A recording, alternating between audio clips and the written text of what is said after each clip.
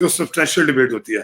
اگر وہاں پہ ڈیبیٹ ہو اس کے بعد پھر رسپانس ہمارا ٹھیک ہو جائے گا. تو یہ سارے ایشوز جس وجہ سے یہ سارے ایشوز جس طرح سے کہا میڈم انیس نے یہ ایشوز ہیں سارے اس میں. جی please Miss Haroon you want to add anything hair?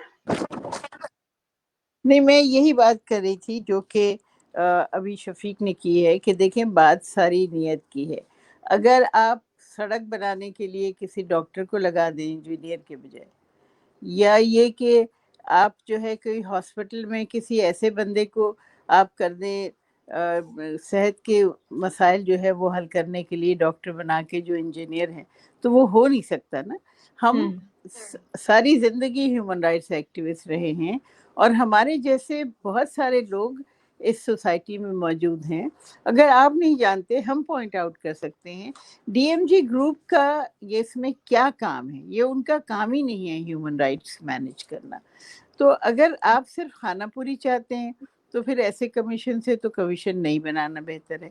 اور اگر آپ بنانا چاہتے ہیں واقعی تو جو اس کا لا موجود ہے، جو اس کا پروسیجر اور پروسیس موجود ہے، آپ اس کو اس کے مطابق جو ہے وہ کمیشن بنائیں.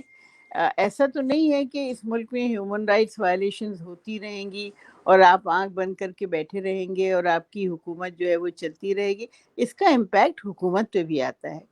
اب جیسے لیبر کا ایشو ہے، صرف عورتوں کا نہیں ہے، لیبر کا بہت بڑا ایشو ہے کہ لاکھوں لوگ جو ہیں وہ بے روزگار ہو رہے ہیں. اس میں بہت ساری خواتین بھی ہیں، عورتیں بھی ہیں جو گارمنٹ فیکٹریز میں ادھر ادھر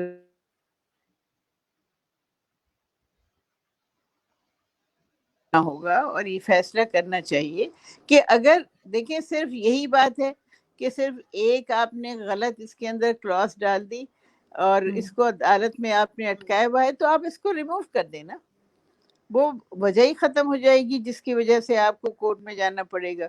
تو آپ اس کو کر دیں. آپ کو مطلب پریشانی کیا ہے؟ آپ کو جو بھی اس میں سوٹ کرے گا یا جو بھی ایک پاسبل کینڈیڈیٹ ہوگا وہ جو ہے وہ پھر اس کے اندر آ جائے گا. اسی طرح بات جو ہے میں پھر کروں گی کہ این سی ایس ڈبلیو کی بھی ہے، جو باہر کے ادارے ہیں، جو یو این کے ادارے ہیں، جو جنیوا میں سارا ایک ہیومن رائٹس سیٹ اپ ہے، سب دیکھ رہے ہیں. سب کو معلوم ہے کہ آپ نے کمیشن نہیں بنایا ہوا ہے. یہاں پہ سب جانتے ہیں کہ یہ کووڈ کے زمانے میں بہت زیادہ ضرورت ہے ہیومن رائٹس وائلیشنز کو کاؤنٹر کرنے کی. تو یہ نہ صرف اس میں یہ کہ آپ کی اپنی نیک نامی ہے بلکہ لوگوں کا فائدہ ہے. جب ہمارا کمیشن تھا لوگ اتنے خوش ہوتے تھے کہ 2 3 4 مہینے میں ان کے مسئلے حل ہو جاتے تھے.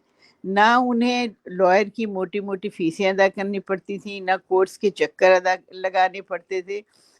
چاہے وہ ان کی زمین پہ پانی نہیں آ رہا ہو یا ان کی کسی بہن یا بیٹی کو اغوا کر لیا گیا ہو یا کوئی اور جھگڑا ہو، کسی تنازع ہو، کوئی اور مسئلہ ہو، یہ مسئلے ان کے حل ہو جائے کرتے تھے.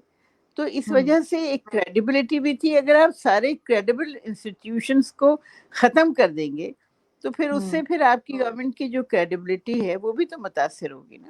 تو یہ ان کو یہ باتیں جو ہیں وہ سوچنی چاہیے. اور اس وقت لوگوں کی ضرورت ہے، ہیومن رائٹس وائلیشن جو ہو رہی ہیں ان کو کم کرنے کی ضرورت ہے.